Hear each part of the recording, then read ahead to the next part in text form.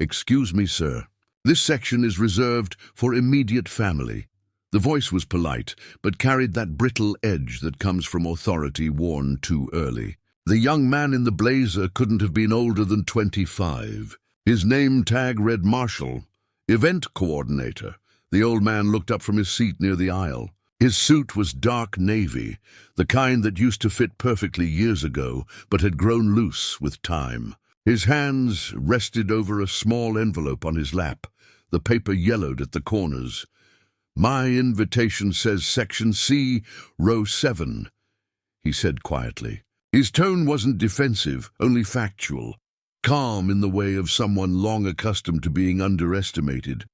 Marshall hesitated. "Right, well, that's usually for special guests. Veterans, donors, local officials." His eyes flicked over the man's scuffed shoes, the cane by his leg. "Maybe someone printed the wrong ticket." The man didn't move. His pale grey eyes lifted toward the stage, where a banner stretched proudly, "Naval Preparatory Academy, class of 2025. "I'm right where my grandson told me to be," he said. Marshall exhaled through his nose, forcing a smile that didn't reach his eyes. "Of course. Just, if someone asks, I'll have to move you." "Sir," he walked off quickly, checking his tablet, but his voice carried, "Some people just wander in like it's open seating." The old man adjusted his sleeve. The faint outline of an eagle's wing and anchor showing before the cuff hid it again. He didn't correct the boy. He'd learned long ago that respect never came from reminders. It came from time and truth, and both had a way of surfacing when least expected. The brass band struck its first triumphant chord, a bright, echoing fanfare that filled the high rafters of the gymnasium. Rows of crisp uniforms moved in unison, young men and women marching toward the stage, where the principal waited, with medals gleaming beneath the lights. Samuel Carter sat still. The crowd clapped around him, hundreds of hands applauding futures yet to begin. His own hands stayed folded over his cane, steady now. He had clapped for enough ceremonies in his life. Today, he was here only to witness. Up front, a line of officers in immaculate dress blues greeted each cadet. Among them stood Commander Ellis, a broad-shouldered man with steel-grey hair. Samuel noticed him instantly, the kind of officer who'd earned his posture, not borrowed it. A woman behind Samuel leaned forward and whispered to her husband, "Who invited that gentleman back there? Doesn't look like staff." Her tone wasn't cruel, just curious in the detached way people often are when they don't understand. Her husband shrugged. "Maybe someone's granddad." They let guests sit wherever now. Samuel smiled faintly at that, eyes never leaving the stage. As the ceremony progressed, the graduates' names were called one by one. Applause rolled like waves across the gym. When Ethan Carter was announced, the old man's fingers tightened on his cane. His grandson walked tall, every step measured, shoulders straight beneath the blue-trimmed uniform. For a moment, pride flickered through Samuel's chest, steady and warm. Then he saw the small shake of Ethan's head, almost imperceptible, directed toward someone behind him. Samuel followed his gaze. A group of cadets whispered among themselves, one of them smirking. "Is that your grandpa?" A voice carried faintly through the noise. "Didn't know the invite included antiques?" The laughter was quick, sharp, and gone before anyone else noticed. But Samuel did. He caught the sound, let it settle inside him like a stone dropped into still water. Ethan's eyes met his again from the stage. Guilt flickered, just for a heartbeat, before he turned to salute his commanding officer. Samuel didn't move. He'd lived through louder battles than this one. The principal began a speech about innovation and modern defense, about the future of service shaped by the new generation of leaders. The words washed over the crowd, met with polite applause. But somewhere between the phrases, Samuel heard what wasn't said, the quiet forgetting of the old ways, the old sacrifices. He shifted slightly, his sleeve sliding back once more. The tattoo caught the stage light, just enough for the nearby usher to notice. She frowned, squinting at the design, an eagle, a dagger, a number beneath it, 2nd Recon Unit, 1991. Recognition flickered across her face. "Sir," she whispered softly, "were you—" Samuel gave her a small smile. A long time ago. Before she could ask more, the applause rose again. Ethan's class had officially graduated. Families surged forward, waving flags and snapping photos. Samuel remained seated, content to let the tide rush past. He wasn't here for applause. He was here to see if the boy still remembered who he was and who came before him. Rising conflict. The distance between generations. The ceremony spilled out into the courtyard. The afternoon sun shimmered against rows of brass buttons and polished shoes. Laughter filled the air, loud, youthful, alive.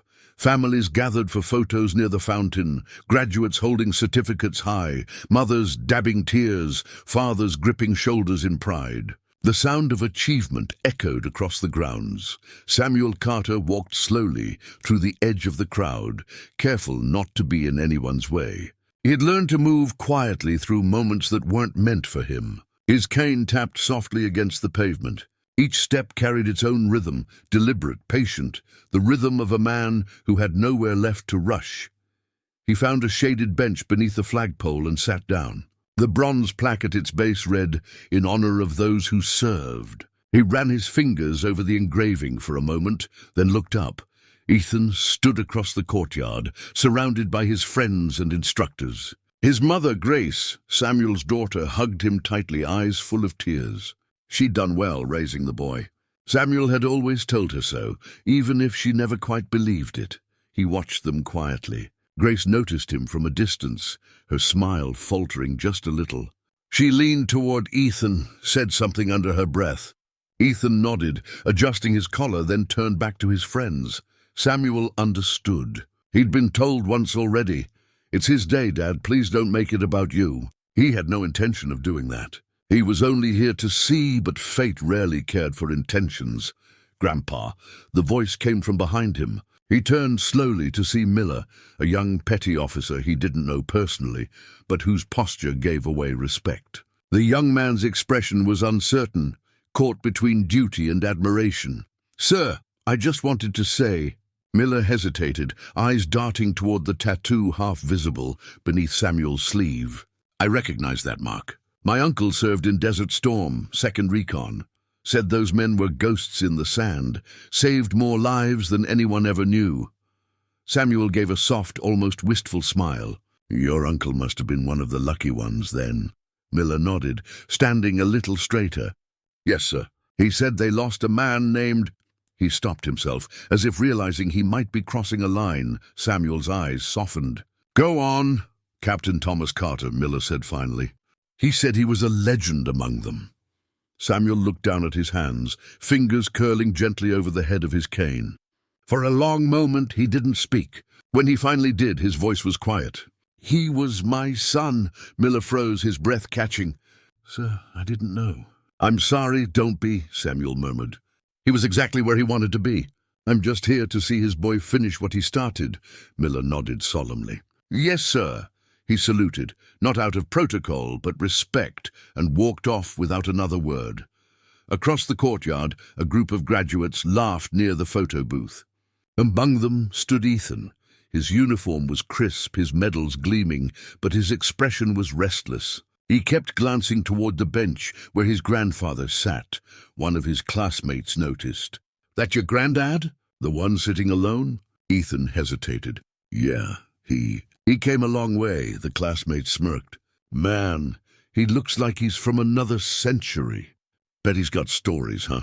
Ethan forced a laugh. "Yeah, probably too many. It was a defense mechanism, a nervous chuckle, the kind that comes when pride and embarrassment wrestle inside the same heart."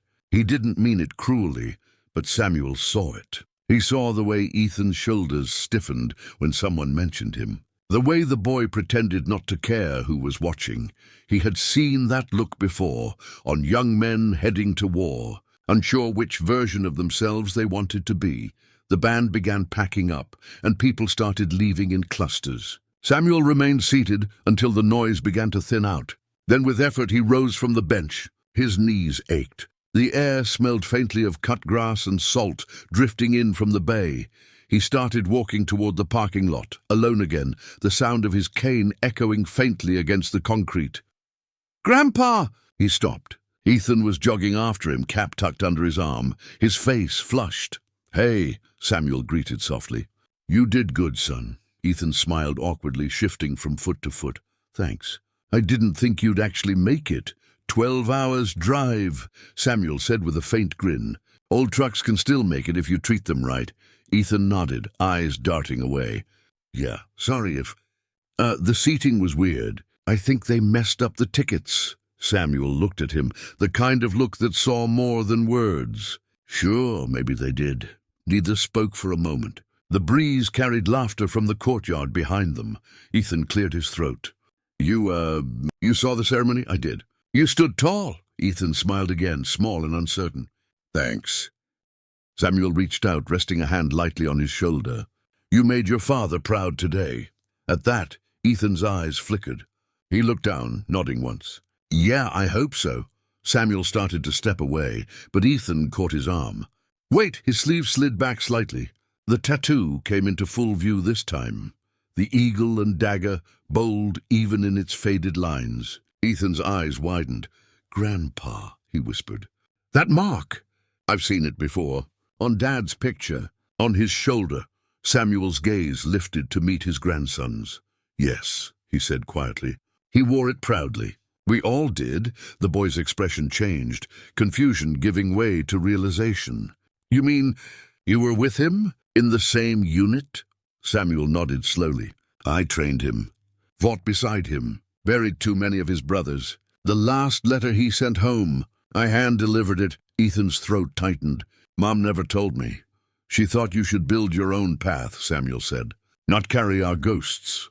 They stood there in silence, generations joined by a single fading tattoo. Around them, the crowd thinned, the echoes of celebration fading into the warm afternoon air, and for the first time that day, Ethan didn't seem embarrassed. He looked at the man beside him, not as an old relic, but as a living link to a story he had only ever heard in whispers. Samuel saw it in his eyes, that shift from pride to respect, from distance to understanding. It was the smallest victory, but for him it was everything. Excellent. We'll now move into the climactic reveal. This section should deliver that cinematic emotional punch, where respect replaces misunderstanding and the truth about Samuel's past silently commands the room. I'll continue in the same voice, pacing and tone as before. Slow burn, visual, deeply respectful. The late afternoon sun began to dip, throwing long shadows across the courtyard. The graduates were called together once more. A final group photo, the kind that would live on bulletin boards and in family albums for years. Ethan hesitated. "Grandpa, wait here." "I'll just be a minute." But Samuel shook his head. "No need, son. I'll walk with you." Ethan started to protest, but something in the old man's steady gaze stopped him. So he nodded, and together they walked toward the group forming near the main stage. A few instructors were still there, including Lieutenant Commander Davies, his sunglasses now tucked into his collar, posture still sharp as a bayonet. When he saw Samuel approach with Ethan, his brows lifted slightly, a faint trace of irritation crossing his face. "Sir?" Davies began, tone clipped. "This area is for graduates and command only." Ethan opened his mouth to speak, but Samuel placed a hand on his arm. "It's all right, son." Davies turned toward the boy. "Mr. Carter, is this your grandfather?" "Yes, sir." Davies nodded, polite but perfunctory. "Congratulations to you both. Quite the achievement, but I'm afraid we can't." He stopped. His eyes had dropped, almost involuntarily, to the mark now visible on Samuel's forearm. The sunlight caught the ink, the eagle and dagger insignia, surrounded by the faint outline of unit numerals too worn to fully read. Davies blinked once, then twice. His jaw slackened slightly. The insignia wasn't just old, it was legendary. "Sir, that's the mark of Reaper Squadron, isn't it?" Samuel didn't answer. He simply looked at him, calm and silent. Behind them, Miller, the young petty officer from earlier, had stopped mid-step. He'd seen it too. Word spread quickly among the nearby officers, a quiet ripple of recognition moving through the ranks. One of the senior chiefs stepped forward, his voice low but filled with respect. "Reaper Squadron, sir. Desert Storm. They called them the Ghosts of Basra." Another officer, older with silver at his temples, removed his cap. "My father used to tell stories about them. Said one of those men pulled his unit out of an ambush. They never knew his name." Davy's throat tightened. I didn't realize," he stammered. "Sir, I owe you an apology." Samuel's eyes softened. "No, son, you don't owe me a thing. Just take care of the ones who come after you." The entire courtyard seemed to quiet. Conversations faded, laughter stilled. It was as if the air itself had paused to listen. Ethan stood frozen beside him, watching as uniformed men and women, some younger than his father had ever been, straightened instinctively in the presence of something that went beyond rank or time. Then, slowly, Davies stepped forward and saluted. It wasn't a casual gesture. It was sharp, deliberate, earned. The kind of salute that carried history behind it. Samuel hesitated only a moment before returning it, his motion slower, but no less precise. The rest followed suit. A sea of raised hands, uniforms gleaming under the fading sun, saluting an old man in a worn grey suit. No one spoke. There was no announcement, no fanfare, no music, just the soft hum of the flag overhead and the quiet rustle of respect. Ethan looked around, his eyes glistening. He'd spent his whole life thinking his grandfather's silence meant distance, but now, in that stillness, he understood. Some men didn't need to tell their stories. They lived them. After a long moment, Samuel lowered his hand and exhaled softly. "You see, Ethan," he said quietly, "legacy isn't what you tell people. It's what they remember when you're gone." Ethan swallowed hard. "I'll remember, Grandpa." Samuel gave a faint smile. "That's all I could ever ask." Miller stepped closer, holding out a small pin from his own uniform, a simple gesture of respect. "Sir, would you accept this?" Samuel looked at it, then shook his head gently. "Keep it, son. You'll have your own stories one day. Just remember to tell them kindly." The young man nodded, eyes damp. The moment slowly dissolved back into motion. Families resumed talking, cameras clicked, but something in the air remained changed, as though everyone there now shared a quiet, collective memory they wouldn't soon forget. Ethan helped his grandfather back toward the edge of the courtyard. "You know," he said softly, "I used to think you didn't want to be part of this world anymore." Samuel smiled faintly. "I never left it, son. I just learned when to step aside." They reached the truck, old rust-colored, its paint chipped in places but still reliable. Samuel opened the door, pausing to take one last look at the flags flapping gently in the evening breeze. "Your father would have been proud today," he said. Ethan nodded, voice trembling. "I know, and I think I finally understand what that means." They drove in silence for a while, the hum of the road steady beneath them. The sun dipped low, painting the horizon in gold and copper. Ethan glanced at his grandfather's tattoo again, the mark that had once made him curious, then uneasy and now proud beyond words. "Grandpa," he asked quietly, "did it ever get easier? Losing him?" Samuel's eyes stayed on the road. "No," he said softly, "but carrying him forward did." The old truck rumbled past the base gates onto the open highway. The wind shifted through the windows, carrying the faint scent of salt and pine. Samuel smiled almost to himself. "You did good today, Ethan. Your father would have said the same." "Thank you, sir," Ethan whispered. Samuel glanced at him, his blue eyes steady. "Don't thank me. Just live in a way that keeps the salute honest." When they reached the outskirts of town, the streetlights began to flicker on. Samuel looked out toward the horizon. Quiet hills rolling under the dim glow of dusk. His life had been filled with noise once. Engines, gunfire, the roar of command. Now it was the silence he valued most. He looked at his grandson beside him and thought, maybe this is what all that noise was for. If this story reminds you of a quiet hero in your life, share it. Because some legacies are not carved in stone or medals. They live on in the quiet salutes, the steady hearts, and the stories we choose to remember.